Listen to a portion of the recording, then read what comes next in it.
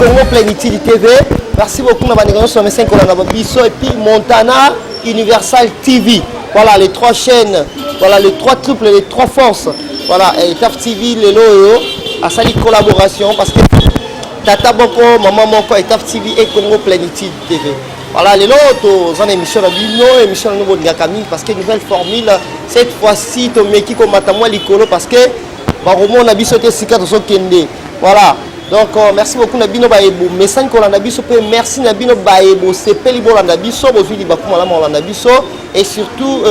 bon santé qu'on s'abonner, vraiment bon s'abonner et qu'on s'abonne bien les lots. Émission de Misoto et Ami Bongo Maître Satongue. Maître Satongue, tout ça qui naïe dernièrement. Merci Bolanda qui émission Nabiso émission tout ça qui naïe. Premier appel, Batou, c'est dérangé tellement. Balobi non maître Yabo mais un peu ko fungola moi li solo. Voilà donc to zongi susu na maître to me kapé ko sola na ye maître bonjour. Voilà maître na moni ozayo mo répéter ozana mutu bonjour. Voilà maître Satongue yo kuto invité to présenter sous peut-être am sto ngato ba kombo ya ndeko botamol na ye ndeko kombo Hassan. Voilà on a Hassan yo pe oza moko ya bandeko bakosala masano ya milimo. Oui, ngai disciple ya maître oza pembeni na yo. Ok, merci beaucoup. To meka pe ko betali solo na yo. Dernièrement to solo ki masolo ya mai makamna ngoto solo ki lelo to kota mwa muzindo ya masolo na biso. Eza ndenge ni to meka pe ko betali solo to meka pe ko évoluer. To e banon bozindo ya spiritualité. Maître, yo oza na religion ni. Na kati ya religion tant bobenganga maître Satongue nazali lokola ritualiste hein bon mutu na religion oya sambela comprendre amito nga za maître spirituel donc nazana ko na kati ya baloge o nga nazana yango comprendre ça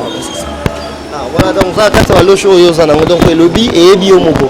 voilà maître est-ce que au sambela rapé nzambe ndenge wakenda kapenda ba sambeli nzambe kumba manzambe zolo kumba. Oui, parce que bino bato bazomona bato bamona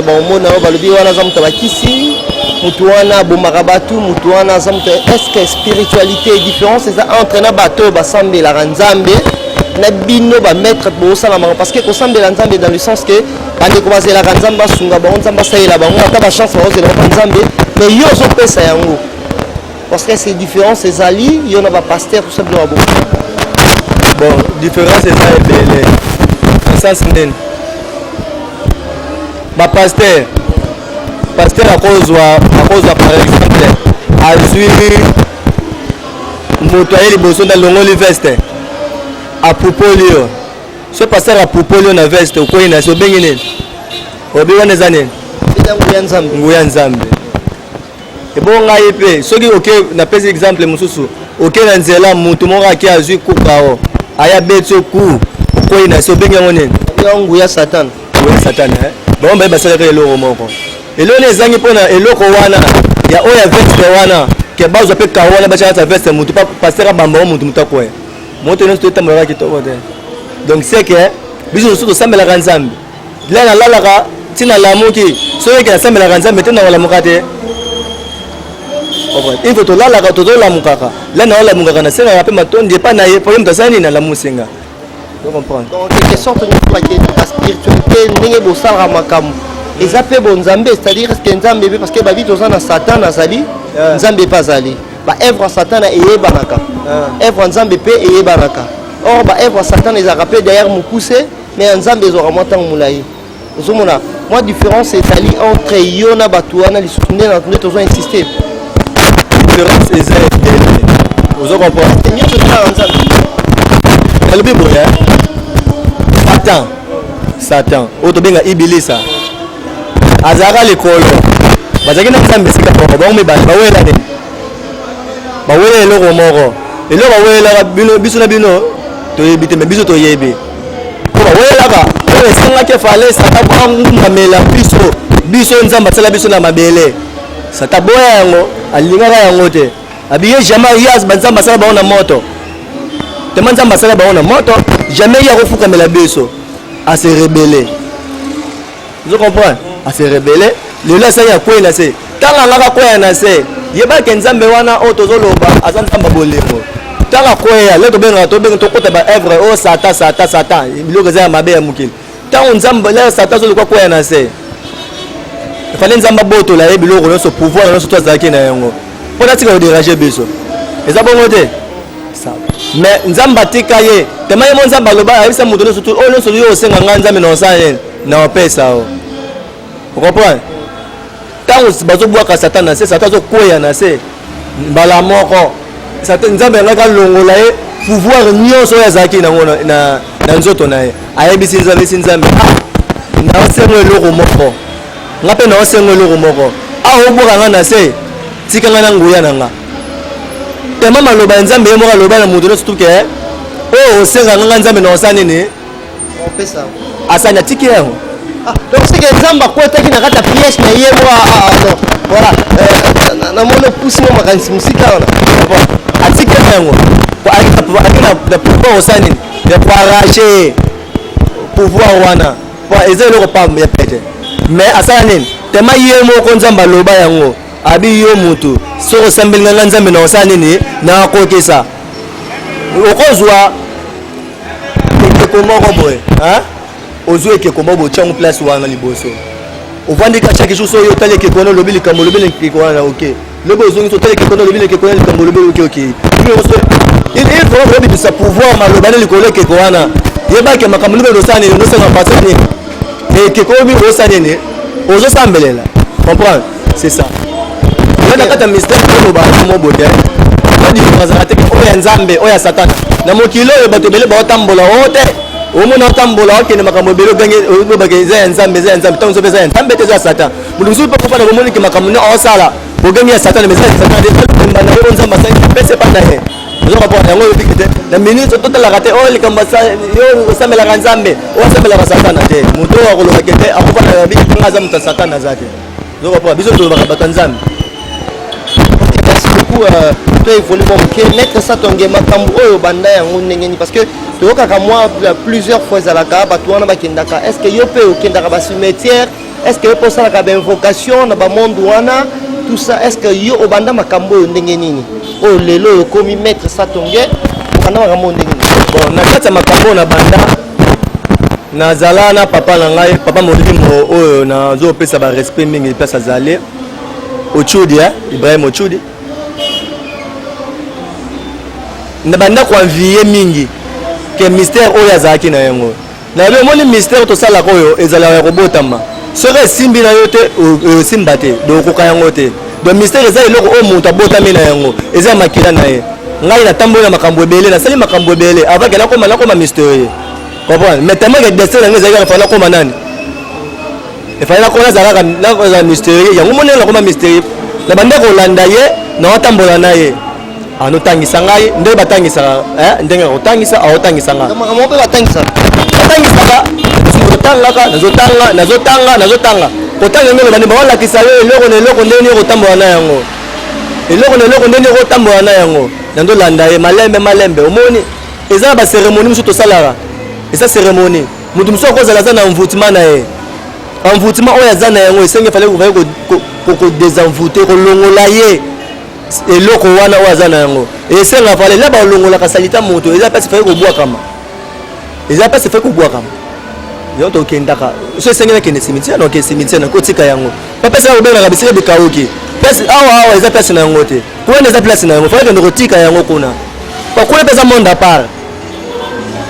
na cimetière eza monde à part maleme toke mwa maleme ntango olobi eza monde à part kenga bokendaka kotika basalité comme esprit négatif mutu mo bazali par exemple na ba tolo ba na envoûtement pas na ye donc azana esprit mo to benga mizukra esprit mo négatif et pas na ye ce qui na chaîne to récupérer ngo so na zuya ngo par exemple na zuya na boaki ngo na zuya tiki ngo yo sane et lu so zonga pour nzoto on est dans pire comprendre les gens impur et c'est la façon ko zuya ngo kondo tika yango pese senge vanda eza wapi na cimetière pourtant on le benga ngo eza monde à part est-ce que c'est un monde parce que peut-être ebi bato akufa sera kufi alobaka suste asala ressuste pe marate esili makamne esili comment expliquer au monde est-ce que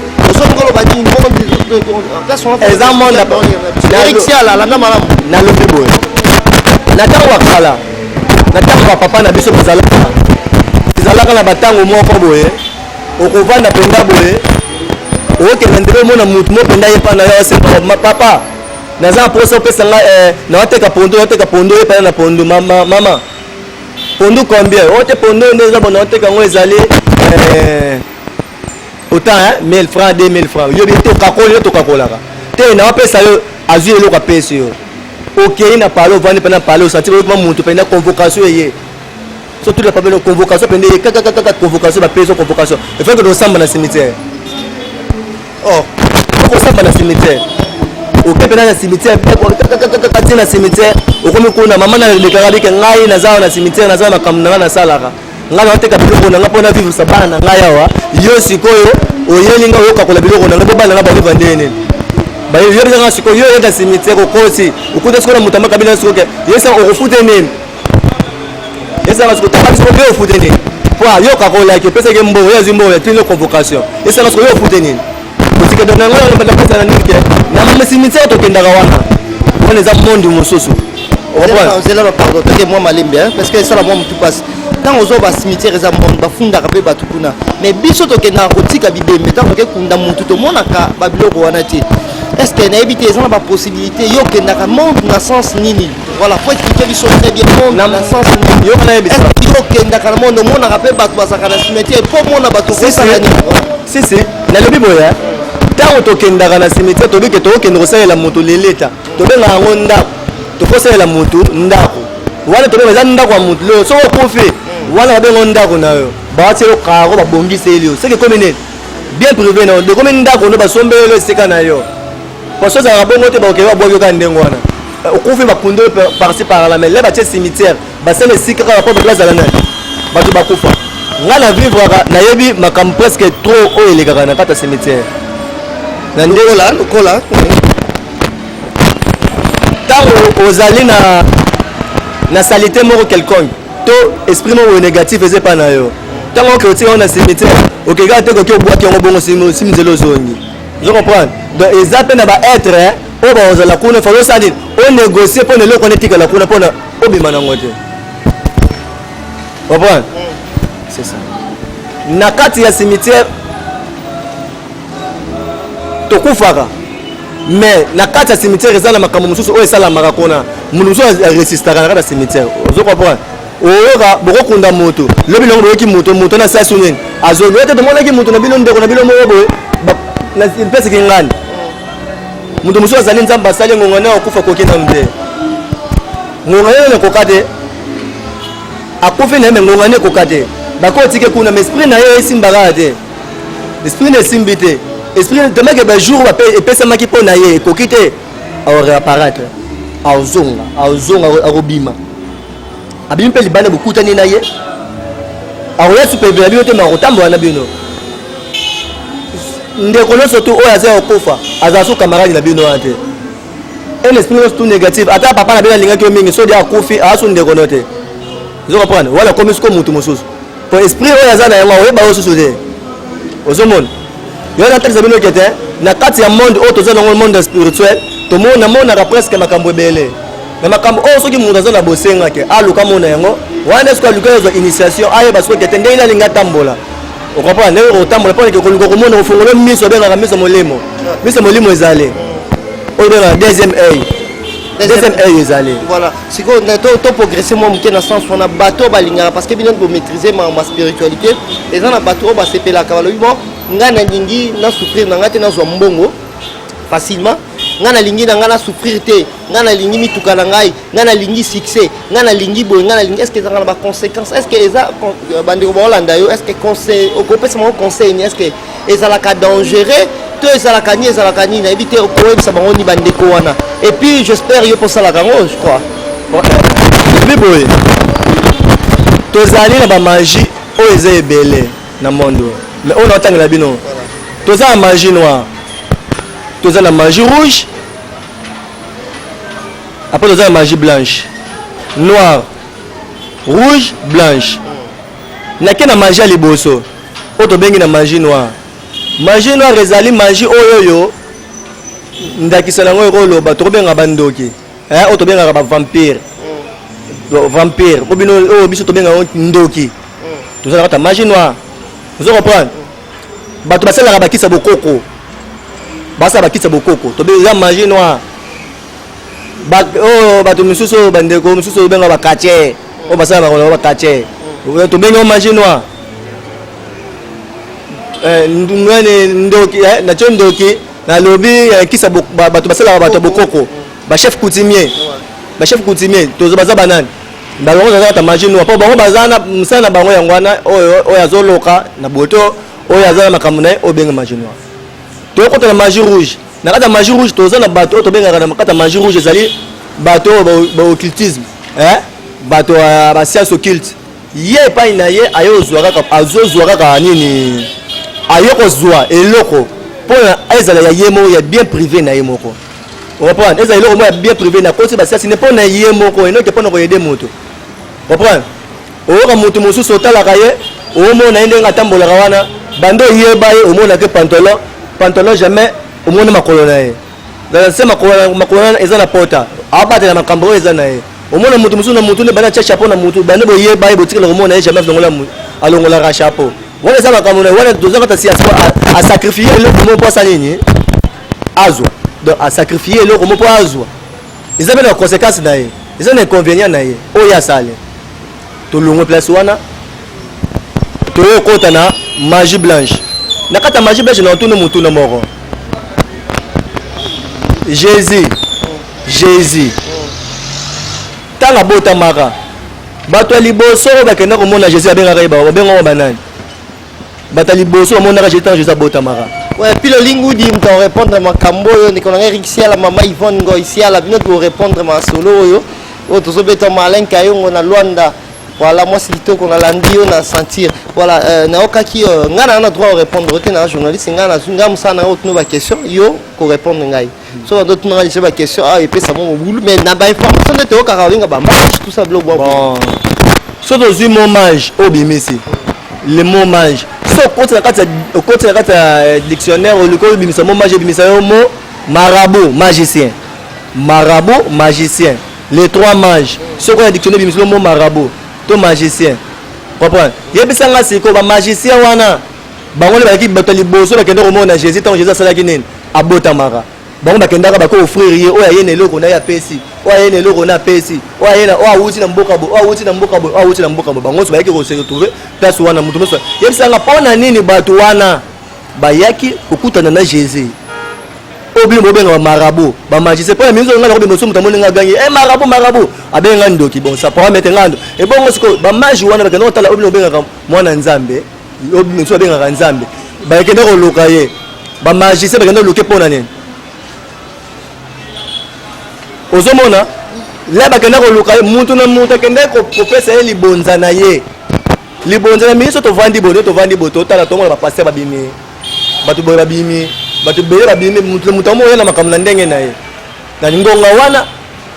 ezaki ba magi wana bazalaki na tango wana so problème salame bango ndenge mutu bawasa nini bazo yaka bawasalaka bazo yedaka bato bazo yede mutu za problème oya ye ba yede mutu so tango ba yoki sango kete ezana mutu mususu pa zoya ye pa zo pe relève makamvu na ye mutu ngo azana pouvoir makasi ndemo bango so yaki nini bayaki pona osani kopesa offrande na bango et pas na ipola sani a continuer ba œuvre na ye vous comprenez bato ba magie wana bando c'est la magie blanche donc magie c'est la magie en nature et la magie oyo ils ont représenté 4 éléments en nature mai moto mabele mupepe on va mettre na 14 place on a moni même chaîne na biso Étape TV les alipé kangami na 4 lettres wana et le gros la mupe o mai le gros la T wana water mabele a le gros la R mupepe et puis F le gros la moto fait donc les 4 forces des éléments puis le lingo du monde qui a inspiré donc Black T Eric Siala Congo Plénitude voilà mettre continuer non il y a une bonne magie blanche voilà magie blanche et obima des magie et kaka pona une kaka ya kosunga moto donc il y a pas ko aider moto azana problème yango yeka uniquement pona kosunga ba problème baka moto azana yango ozabo vandi ouais par exemple dans le bas au souffrir par exemple na problème musala na musala abengani na musala tandis que nzamba sali biso no soit mettre yo na magie blanche voilà OK évolue yo na musala babengani yo oza na bana baolia ndene de esenga il fallait ozonga pono osala o nzamba bena mutoki no posa yene ozwa sikoyo na musala bengani libota wana ba vivre ndene asa biso to kolinga ke tota libota bana ba mwana na tikela ko souffrir razate yango omona ke to rovanda nazana makambo onga na ba lo sambo na ngai ba makambo na ngai ba lo sambo na ngai na kosala pona ke musala sa nini ezonga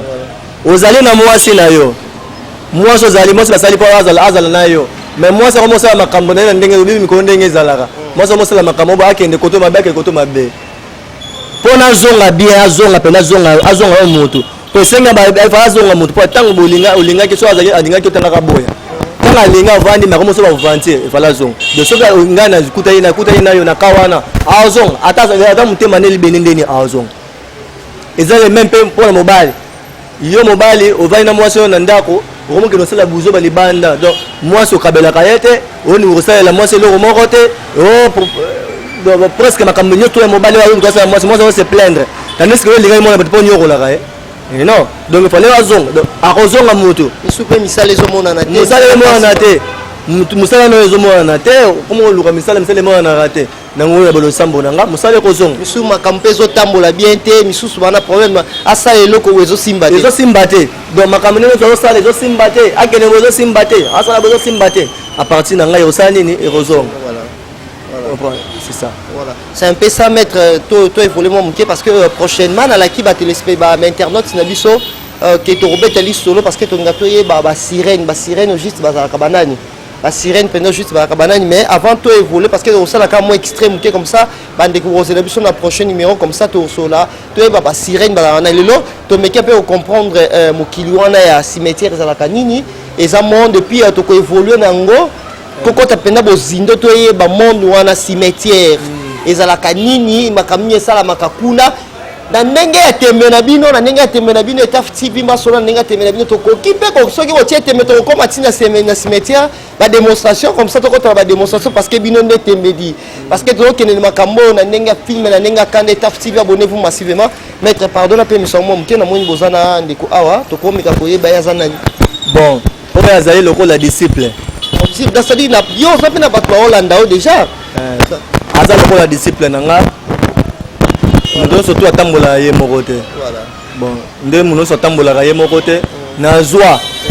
tant que nazala na mutu moko mpe oyo ke naodresse lelo mpe tobengaka ba successeur lelo oyo kozala te ye mpe asala nini ajoue azwi relève aza wana nakozala la mosusu esengi mwa losambo moko to mwa cérémonie moko esengi ta mosusu ngai nakozala toza mosika na déplacer to na voyager moto asalaka yango ezali ye natikaka komi epai na ye ye atikali kosala. Ok, merci beaucoup. Pardon maître. Découvrir Boni, sentez bien. C'est normal. Vous êtes disciple maître Sato. Oui. Comment est-ce que vous avez sauté l'esprit, milimo, par exemple, sur le cimetière, vous avez c'est ça. Na vie barisa kaka nyonso to ezala peut-être peut-être otambola tazomona mituki ezoleka bani ba chauffeur bango tout ba risqué voilà lelo to apprendre yango kaka donc prendre yango oyeba comment on est déjà côté ba monde astral côté ba monde ba bongo na nyonso to osali be marambesi bon eza bongo azana papa nanga waza pembeni omoni wana banini donc na ndenga formé nga donc nyonso to eza normal donc avantage na moi nini remarqué depuis côté maramo ba avantage na moi nini bon avantage ezala makambo ebele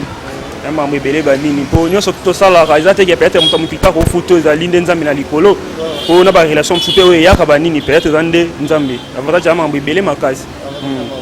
kasi ya moko mpe na ndenge boye bon fo opesa makila oboma mpe motu moko ndenge ezala te maître déjà expliqué tout ça travaillaka magie blanche ça dit bino boza plus na kata nature oui donc bino na makila te senga nini te ya moko mpe tosili be kote be liboma makambo wana ezali il fallait tosoka vers magie blanche donc après makila tosengaka te mais eza mibeko mo toyeka olekelo na makasi magie blanche oyo tokoki kopesa osala eza elo te kolekola makasi banini pense que tout tosala na mokili oyo donc olonga yango okoki oza magie blanche oui okwa basengoki ya makila te epesa motu te seke oza kapasi wana motu olonga yango oui. Pardon, les autres lobby sont militaires, tu vas te mettre un avis qui est aux alliés, comme ça prochainement, tu vas te mettre un peu sur la peine à yo, tu vas bandingeni mamaramoué, vous te un peu force à mettre pas non. Voilà, mettre ça ton état songi panayo, mettre ton mec un peu quoi évoluer. On a parmi net kutayo, le bio school à Kabasi, au space à Kabasi baba mai, tout ça dans la mai beaucoup ça quand tu vois quali son non. Bon, na kati ya mai na salara, les inspirations au azali. Mai ezali. Nani ndeko pesa biso mai pardon totala ngo mettre loba na yo na kati mai wana salaka yango na base ke ya kosunga moto na ba problème ezali omoni tomonaka moto nyonso to oyo azali moto nyonso to azali Nzambe ntango asalaki makambo ne asali baprofete na prophète nyonso tu oyo aleki epai na ye ajouwa na eloko oyo azala na yango comme clé na ye soki tozwi Moïse tomona Moïse asala nini azalaka na nzete bapesa ye nzete wana mpona esalaka nini mpona esunga ye na makambo yaki nango so azoka nzete na atie na mai ekomi rouge abeti na mai esala nini ekabwani ozo comprendre donc c'est ça ngai na ye ozwanga bite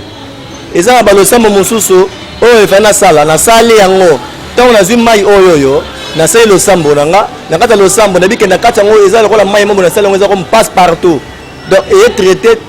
tous les problèmes ya moto oyo eza visible na invisible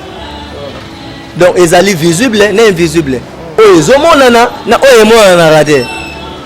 tous les problèmes oyo ezali ya moto oyo déranger ye à partir ya mai oyo nde ezozwa solution yo nazwaki mai nasali ozo comprendre nakoyoka so bato so alobaka obandakaki te bango balingaka biso démonstration tala bote na kati ya badémonstration tosalaka ngai nakosala démonstration eza na problème moko te démonstration nge eloba eloko oyo eza te emonani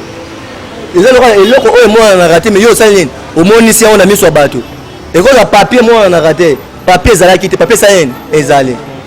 bato bengo démonstration bato bakomona yango nde moto ekomi likambo ya monene metandisike eza eloko oyo kaka kolakisa moto okoya bato beta démonstration nakolakisa bino démonstration mais démonstration nakolakisa bino yango mais eza mosala nanga te ozo comprendre nakolakisa bino démonstration nde tofandi bino démonstration eloko ezalaki te mais eloko emonani papa pesa nalo elamba na wana yaka pesa elamba ndeko yaka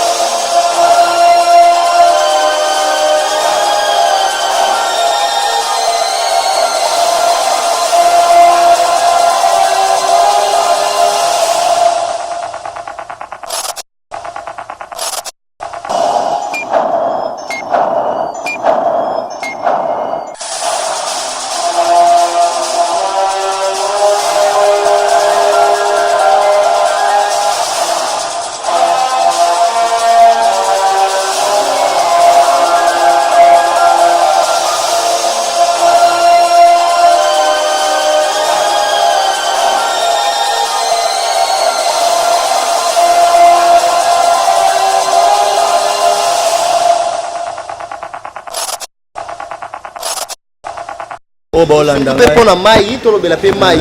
voilà mettre le bi oh kaka te démonstration te et ko sala mo ça ba démonstration à manger belé mais sauf que awa ko sali sabatu voilà musala na ça va na oyo ndenge na loba mutu nyonso to oyo azali na bosenga na ngai azala na posa